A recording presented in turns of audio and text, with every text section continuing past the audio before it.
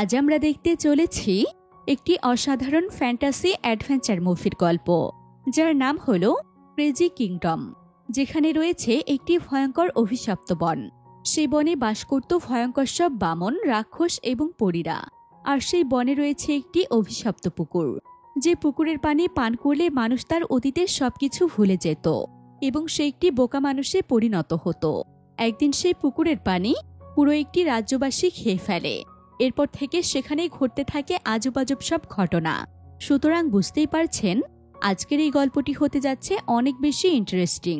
তো আর কথা না বাড়িয়ে চলুন ঘুরে আসা যাক ভয়ঙ্কর সেই অভিশপ্ত বনের গল্প থেকে।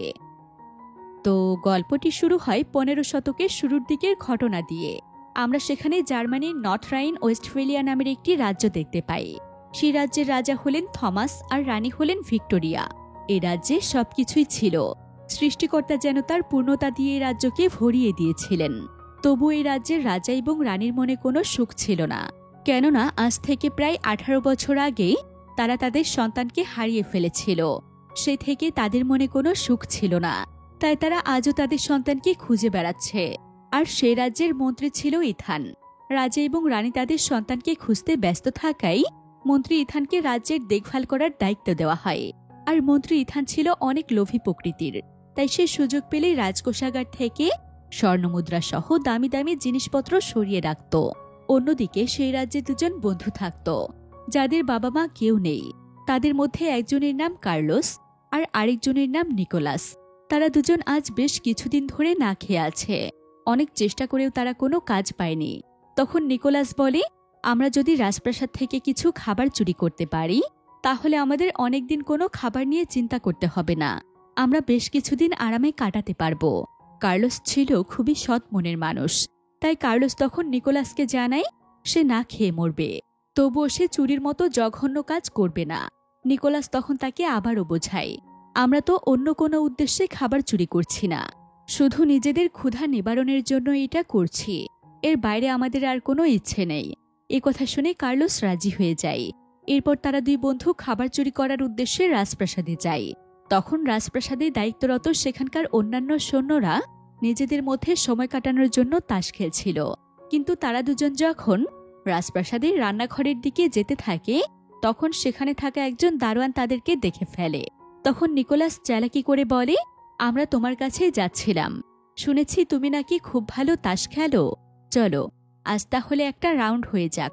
আর সেই দারোয়ানের ছিল তাস খেলার প্রতি প্রবল নেশা, তাই সেও সঙ্গে সঙ্গে তার সাথে তাস খেলার জন্য রাজি হয়ে যায়।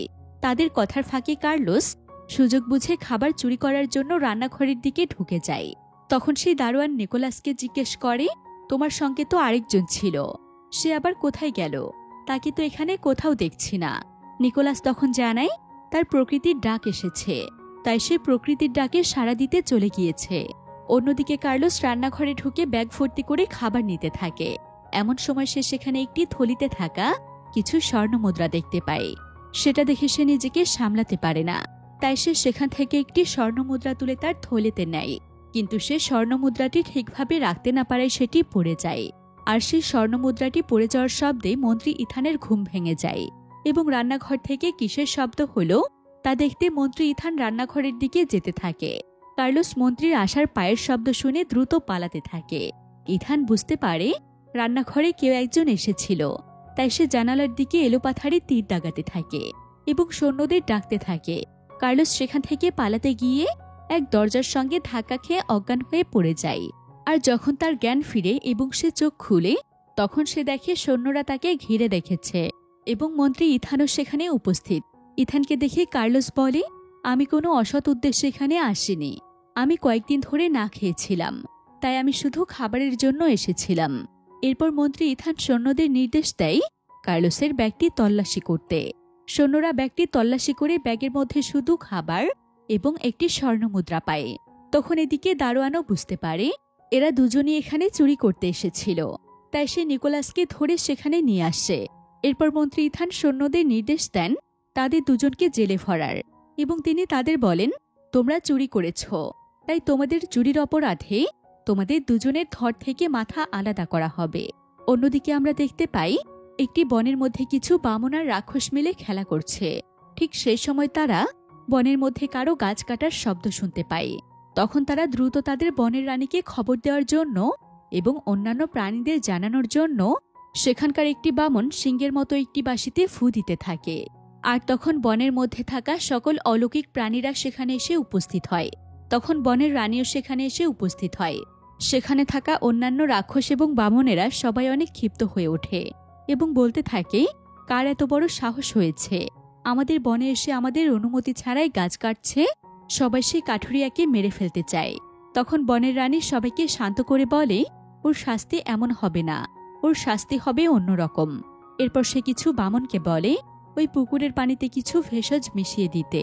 এরপর থেকে এই পুকুরের পানি যেই পান করবে সে তার অতীতের সকল কাজের কথা ভুলে যাবে, অর্থাৎ তার যে কোনো পেশা বা কাজের দক্ষতা সহ সবকিছু ভুলে যাবে। যেমন কেউ যদি গান গাইতে পারে আর সে যদি এই পুকুরের পানি পান করে তাহলে সে গান গাওয়া ভুলে যাবে। যদি কেউ মাছ ধরতে জানে আর সে যদি এই পুকুরের পানি পান করে তাহলে সে মাছ ধরা ভুলে যাবে। এরপর আমরা দেখি কাঠুরে গাছ কাটতে কাটতে ক্লান্ত হয়ে পড়ে, তাই সে পানি পান করার জন্য সেই পুকুরের পাশে আসে, যে পুকুরে বনের রানী বামুনকে দিয়ে কিছু ভেষজ মিশিয়ে দিয়েছে। এরপর কাঠুরে ওই পুকুর থেকে পানি পান করে। এরপর সে যখন আবার গাছ কাটতে শুরু করে তখন সে তার গাছ কাটার দক্ষতা ভুলে যায়, তাই সে আর গাছ কাটতে পারে না এবং কিভাবে কাজ করতে হয় সেটাও জানে না। অন্যদিকে আমরা দেখি নর্থ রাইন ওয়েস্টফেলিয়ার রাজ্যের জেলে থাকা দুই বন্ধু কার্লোস ও নিকোলাস সেখান থেকে পালানোর উপায় বের করতে থাকে। সে সময় তাদেরকে যখন একজন সৈন্য খাবার দিতে আসে তখন তারা বুদ্ধি করে সেই সৈন্যকে জেলের ভিতরে আটকিয়ে বাইরে থেকে তালা দিয়ে তারা সেখান থেকে পালিয়ে যায়। এর পরের দৃশ্যে দেখা যায় অ্যাভোলিয়া রাজ্যের রাজকন্যা সুফিয়াকে। সে সকালে ঘুম থেকে উঠে দেখে তার রুমে সাদা ফুল রাখা রয়েছে। সাদা ফুল পেয়ে সুফিয়া চিৎকার করতে থাকে, কারণ সুফিয়া সাদা ফুল একদমই পছন্দ করত না। তাই সে চিৎকার করে বলছে, কে আমার রুমে সাদা ফুল রাখলো? তখন রাজকন্যার চেঁচামেচি শুনে রাজ্যের রাজা ম্যাক্সিমাস সেখানে আসে। রাজকন্যা রাজাকে বলেন, কার এত বড় সাহস হলো আমার রুমে সাদা ফুল রাখার? তখন তিনি রাজকন্যাকে শান্ত করে বলেন, আমাদের প্রাসাদে নতুন মালি এসেছে। সে জানে না তুমি সাদা ফুল একদমই পছন্দ করো না, তাই ভুলবশত তোমার রুমে সাদা ফুল রেখেছে। আমি তাকে বলে দিব সে আর ভবিষ্যতে এমনটা করবে না। কিন্তু সুফিয়া রাজার কোনো কথাই শোনে না। সে রাজাকে বলে, এখনই সেই মালিকে জেলে ভরার নির্দেশ দেওয়া হোক। অনেকভাবে বুঝিয়েও রাজকন্যাকে কোনোভাবেই শান্ত করা যাচ্ছে না, তাই রাজা বাধ্য হয়ে মালিকে জেলে ভরার নির্দেশ দেন। এর পরের সিনে আবারও সেই কাঠুরিয়াকে দেখানো হয়। এবার সে বাড়ি এসে অনেকবার গাছ কাটার চেষ্টা করছে, কিন্তু সে কোনোভাবেই গাছ কাটতে পারছে না, যেন সে গাছ কাটার সবকিছুই ভুলে গিয়েছে। তার এমন অবস্থা দেখে কিছু বামন সেখানে আসে। তাদের দেখে কাঠুরিয়া অনেক ভয় পেয়ে কাঁপতে থাকে, আর বামনরা তাকে দেখে হাসতে থাকে। ঠিক সে সময় বনের রানীও সেখানে আসে। বনের রানী কাঠুরিয়াকে বলে, তুমি জানো না ওই বনে গাছ কাটানো নিষেধ। আমরা মানুষের সাথে দীর্ঘদিন ধরে চুক্তি করে আসছি যে আমরা মানুষের কোনো ক্ষতি করব না। এর বিনিময়ে মানুষেরা আর আমাদের বন থেকে কোনো গাছ কাটবে না। এই চুক্তি জানা সত্ত্বেও তবুও তুমি কোন সাহসে বনে গাছ কাটতে গিয়েছ? তখন কাঠুরিয়া বনের রানীর কাছে অনুরোধ করে বলে, আমি নিজের ইচ্ছায় সেখানে গাছ কাটতে যাইনি। আসলে আমাদের রাজ্যের রাজকন্যা সুফিয়ার নির্দেশে আমি বনে গাছ কাটতে গিয়েছিলাম, কারণ সুফিয়ার একটি ভালো পালঙ্ক লাগবে, আর সেই পালঙ্ক বানানোর জন্যই আমি বনে গাছ কাটতে গিয়েছিলাম। আমাকে নির্দেশ দেওয়া হয়েছিল, তাই আমি সেই বনে গিয়ে সবচেয়ে ভালো গাছ কেটে নিয়ে এসে তার জন্য খাট বানিয়ে দিয়েছি। আমার পক্ষে তার আদেশ অমান্য করার কোনো ক্ষমতা ছিল না, তাই বাধ্য হয়ে আমি গাছ কাটতে গিয়েছিলাম। এটা আমার কোনো দোষ নয়, আমি শুধু তার আদেশ পালন করেছি। কাঠুরিয়ার কথা শুনে বনের রানীর মায়া হয়। সে তাকে বলে, ঠিক আছে, আমি তোমাকে ক্ষমা করলাম, কিন্তু এর জন্য রাজকন্যাকে চরম মূল্য দিতে হবে। কাঠুরিয়া জানতে চাই, কি করলে আমি আবার আগের মতো হতে পারবো? আমি এখন কোনো কাজই করতে পারছি না, আগের সব কাজের দক্ষতা ভুলে গিয়েছি। বনের রানী তখন বলে, তোমাকে একটি গাছের পাতা দিব। যদি তুমি সেই পাতা নিয়ে আবার ওই পুকুরের পানিতে মেশাও এবং সেই পানি পান করো, তাহলে তুমি আগের মতো হয়ে যাবে এবং ওই পানি আর বিষাক্ত থাকবে না। কাঠুরিয়া সেই পাতা নিয়ে জঙ্গলের সেই পুকুরের দিকে ছুটে চলে, আর এদিকে সেই পুকুরের বনের মধ্যে ঘটে যায় একটি মজার ঘটনা। সে রাজ্যে একজন বুড়ি বাস করত। সে বুড়ি ভেষজ পদ্ধতিতে মানুষের চিকিৎসা করত, তাই বুড়ি ওষুধ বানানোর জন্য বনের সেই পুকুর থেকে পানি নিতে যায়, কিন্তু সে জানতো না যে ওই পুকুরের পানিতে এমন কিছু মেশানো আছে যা খেলে মানুষ তার আগের সব কর্মদক্ষতা ভুলে যায়। বুড়ি সেই পুকুর থেকে বালতিতে করে পানি নিয়ে আসে ওষুধ বানানোর জন্য। অন্যদিকে কাঠুরিয়া পুকুরের পানিতে গাছের পাতা মেশানোর পর সেই পানি পান করলে সে আবার আগের মতো হয়ে যায় এবং সে তার সব দক্ষতা ফিরে পায়। অন্যদিকে আমরা দেখি কার্লোস ও নিকোলাস জেল থেকে পালানোর কারণে মন্ত্রী অনেক রেগে যায় এবং সে তার সৈন্যদের নির্দেশ দেন তাদেরকে খুঁজে নিয়ে আসার জন্য। কার্লোস ও নিকোলাস সেখান থেকে পালানোর পর তারা বনের মধ্যে চলে যায় এবং সেখান থেকে তারা অ্যাভোলিয়া রাজ্যে যাওয়ার সিদ্ধান্ত নেয়, কারণ তারা যদি আবার নর্থ রাইন ওয়েস্টফেলিয়া রাজ্যে ফিরে যায় তাহলে মন্ত্রী একবার ধরতে পারলে তাদেরকে আর জীবিত রাখবে না। এই সময় তারা দুজন মানুষকে দেখতে পায়। সেখানে ঘোড়ায় চড়ে দুজন মানুষ আসছে এবং তাদের মধ্যে একজন রাজপুত্র আর অন্যজন ছিল তার সহচর। তাদের পোশাক আশাক দেখে সেটা বোঝা যাচ্ছিল। নিকোলাস তখন একটি বুদ্ধি করে বলে, আমরা যদি তাদেরকে মেরে তাদের ঘোড়া এবং তাদের কাছে রাখা জিনিসপত্রগুলো নিয়ে নেই তাহলে আমরা খুব সহজেই অ্যাভোলিয়া রাজ্যে যেতে পারবো। কার্লোস তখন তাকে থামিয়ে বলে, এবার আর আমি তোমার সাথে নেই, আমি আর কোনো 2 নম্বরই কাজ করতে পারবো না। কিন্তু নিকোলাস ছিল খুবই চতুর, তাই সে এবারও কার্লোসকে ভুলভাল বুঝিয়ে রাজি করিয়ে ফেলে। এরপর তারা দুজন সেই রাজপুত্র আর সৈনিকের সামনে গিয়ে দাঁড়ায়। রাজপুত্র তখন বলে, তোমার এত সাহস হলো কিভাবে আমার পথ আটকানোর? তোমরা কি জানো আমি কে? আমি বাল্টিক রাজ্যের রাজপুত্র ম্যাথিউ। এরপর তারা কৌশলে সেই সৈন্যটির মাথায় আঘাত করে তাকে অজ্ঞান করে ফেলে এবং তাদের দুজনের পোশাক খুলে নিয়ে তারা নিজেরা পরে নেয় এবং তাদের দুজনকে একটি গাছের সঙ্গে বেঁধে রেখে তারা অ্যাভোলিয়া রাজ্যের দিকে রওনা দেয়। অন্যদিকে আমরা দেখি অ্যাভোলিয়া রাজ্যের রাজকন্যা সুফিয়ার জন্য অনেক দূর দূরান্ত থেকে বিয়ের প্রস্তাব আসতে থাকে, কিন্তু তাদের মধ্যে কাউকে রাজকন্যার পছন্দ হয় না, কারণ কারো বয়স অনেক বেশি আবার কারো বয়স একেবারেই কম। এটা দেখে রাজকন্যা খুবই বিরক্ত হয়। এদিকে সেই বুড়িটিকে দেখানো হয় যে কিনা পুকুরের পানি ব্যবহার করে ভেষজ ঔষধ বানিয়েছিল। এবার সে জ্বর, সর্দি, মাথা ব্যথার জন্য সেই পানি দিয়ে বানানো ওষুধ বিক্রি করছে। এরপর দেখা যায় কার্লোস নিকোলাস সেই রাজ্যে প্রবেশ করেছে এবং সবাই তাদের রাজপুত্র তার সহযোগী মনে করছে। এদিকে তাদের মাঝে রাজকন্যা সুফিয়া ছদ্মবেশে ঘুরছিল। সুফিয়া কার্লোস ও নিকোলাসকে দেখে বেশ সন্দেহ করে, তাই সে তাদের পরীক্ষা করার জন্য নিকোলাসের কাছে গিয়ে বলে, আমি এ রাজ্যের একজন কামারের মেয়ে, আমার বাবা মা আমাকে কিছুতেই বিয়ে দিতে পারছেন না। তুমি তো অনেক বড় রাজপুত্র, তুমি কি আমাকে বিয়ে করবে? সুফিয়ার সৌন্দর্য দেখে নিকোলাস খুব মুগ্ধ হয়, তাই সে রাজকুমারীকে সব সত্যি কথা খুলে বলে। সে জানায়, আমি কোনো রাজপুত্র নই, আমিও গরিব পরিবারের ছেলে, আর তুমি চাইলে আমি তোমাকে বিয়ে করতে পারি। এই কথা শোনা মাত্রই রাজকন্যা রেগে যায় এবং তাদের দুজনকে ধরার জন্য সৈন্যদের নির্দেশ দেয়। এরপর তারা দুজন ঘোড়ায় চড়ে পালাতে থাকে এবং রাজকন্যার লোকেরা তাদের ধাওয়া করতে থাকে। এরপর দেখা যায় সেই বুড়ি ওষুধ বিক্রি করছে। বুড়ির কাছ থেকে একজন সেই ওষুধ কিনে খাওয়ার পর সে তার হিতাহিত জ্ঞান হারিয়ে ফেলে এবং তার কাছে থাকা সবগুলো মোহর সেই মহিলাটিকে দিয়ে দেয়। এটা দেখে সেই মহিলা অবাক হয়ে যায় আর ভাবেই, লোকটি কি পাগল নাকি? কোনো কারণ ছাড়াই সে আমাকে সব মোহর দিয়ে দিল। এদিকে অ্যাভোলিয়া রাজ্যের রানীও এক কারণে সর্দিতে আক্রান্ত হয়েছিলেন, তাই তিনি তার দাসীকে ওষুধ আনতে বলেন। কাকতালীয়ভাবে সেই দাসী ওই বুড়ির কাছ থেকে ভেষজ ওষুধ নিয়ে আসে।